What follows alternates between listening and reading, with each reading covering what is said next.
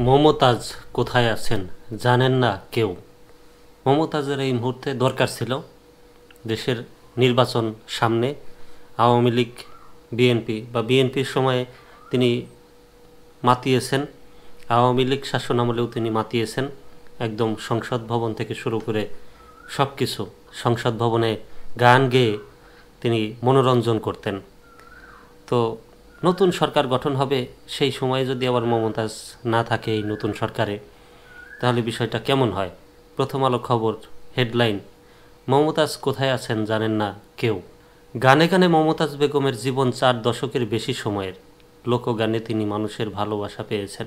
জনপ্রিয় এ সঙ্গীতশিল্পী বেশ কয়েক বছর ধরে রাজনীতিতেও সক্রিয়। সংরক্ষিত আসনের সংসদ সদস্য হয়ে প্রথম জাতীয় সংসদে প্রতিনিধিত্ব শুরু তার। এরপর সরাসরি নির্বাচনে লড়েছেন, বিজয়ী হয়ে সংসদে গেছেন। আওয়ামী লীগ সরকারের পতনের পর সংসদ সদস্য মমতাজ বেগমের কোনো খোঁজখবর নেই।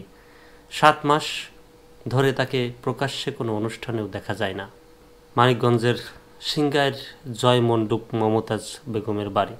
গত বছর এমন সময়েও বাড়িটি মানুষের আনাগোনায় মুখর ছিল, কিন্তু এখন সেই বাড়ির পরিবেশ একেবারে নীরব। সরেজমিন খোঁজ নিয়ে জানা যায়, বাড়ির নিরাপত্তা প্রহরীরাও জানেন না মমতাজ এখন কোথায় আছেন, কেমন আছেন। আশপাশের বাড়ির লোকজন যারা একসময় মমতাজকে বাড়িতে ঢুকতে ও বের হতে দেখতেন, তাদের মতেও অনেক দিন দেখেন না মমতাজ বেগমের ব্যবহৃত গাড়িও। বাড়িতে গেলে তিনি আত্মীয় স্বজন ও কাছের মানুষদের নিয়ে মেতে থাকেন। সেই আত্মীয়রাও মমতাজের কোনো খোঁজখবর জানেন না। তো মমতাজও কিন্তু স্বৈরাচার শাসকের ঢাল ছিল, বড় ধরনের ঢাল।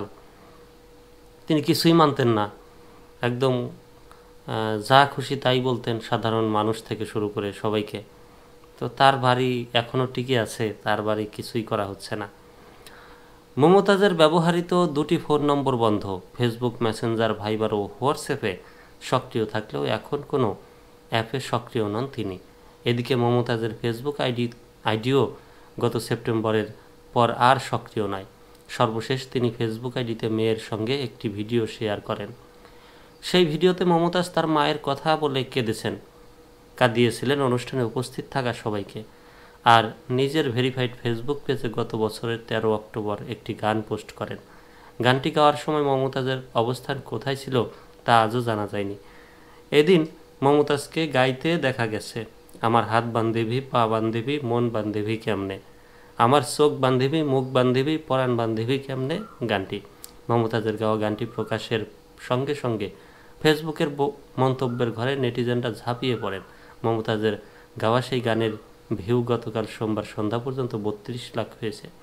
রিয়াকশন পড়েছে 1,14,000-এর বেশি, মন্তব্য পড়েছে 19,000-এর বেশি এবং শেয়ার হয়েছে 2,500-এর কাছাকাছি।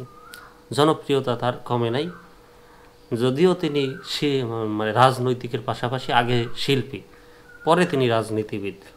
2008 সালে 9ম জাতীয় সংসদের সংরক্ষিত মহিলা আসনে সদস্য মনোনীত হন মমতাজ। 2018 সালে একাদশ জাতীয় সংসদ নির্বাচনে তিনি মানিকগঞ্জ 2 আসন থেকে নির্বাচিত হন।